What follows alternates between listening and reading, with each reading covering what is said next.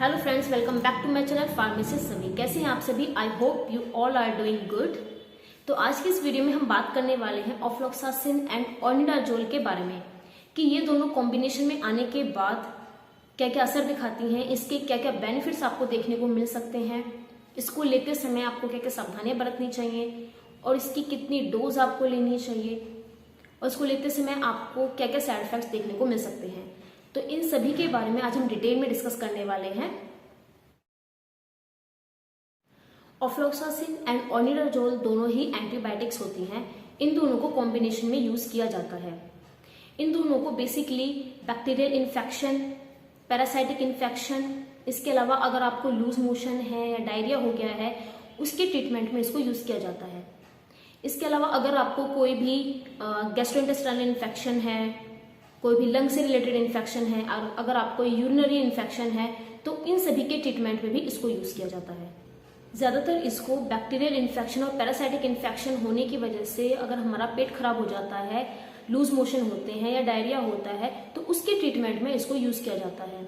चाहे वो बच्चे हों या बड़े, जिसको भी लूज मोशन होते हैं, डायरिया होता है, उसके ट्रीटमेंट में इन दोनों जो ड्रग्स होती हैं कॉम्बिनेशन में दिया जाता है।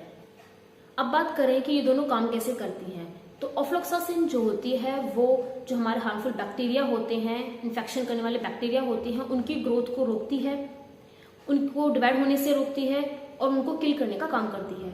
ऑर्निडाजोल जो होती है वो एनारोबिक बैक्टीरिया और पैरासाइट को मारने का काम करती है। देखा जाए तो कुल मिलाकर दोनों ये जो एंटीबायोटिक होती हैं मिलकर कॉम्बिनेशन में आने के बाद हमारे जो हार्मफुल बैक्टीरिया होती है उनको मारने का काम करती है और जो हमारा इन्फेक्शन होता है उसको ठीक करती है।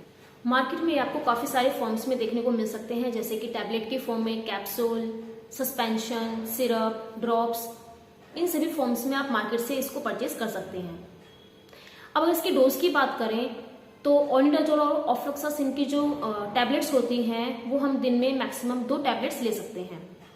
अगर जो बच्चे हैं या फिर जो प्रेग्नेंट लेडीज हैं या ब्रेस्ट फीडिंग कराती हैं उनको अपने डॉक्टर से कंसल्ट करने के बाद ही इसको लेना है। इसके अलावा जो लोग अगर ये ड्रग यूज कर रहे हैं, मेडिसिन यूज कर रहे हैं, अगर उनको ड्राइव करना है तो प्लीज इसको लेने के बाद ड्राइव ना करें, क्योंकि इसको लेने के बाद आपको थोड़ी बहुत सुस्ती या नींद भी महसूस हो सकती है।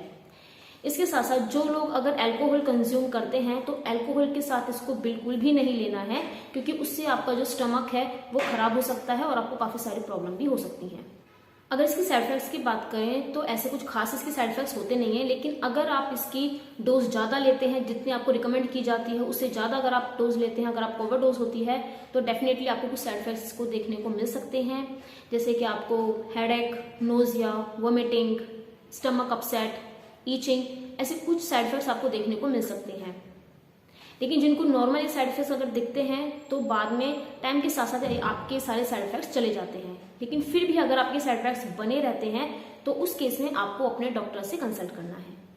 ये दोनों ड्रग कॉम्बिनेशन में मार्केट में काफी सारे ब्रांड्स में अवेलेबल होती हैं, जैसे कि ऑफ्लॉक्सोजेड, ऑर्निऑफ, जेनफ्लॉक्स, ऑर्निओ, इन सारे ब्रांड्स में। इसके अलावा और भी काफी सारे ब्रांड्स हैं जिनमें आप इनको परचेज कर सकते हैं।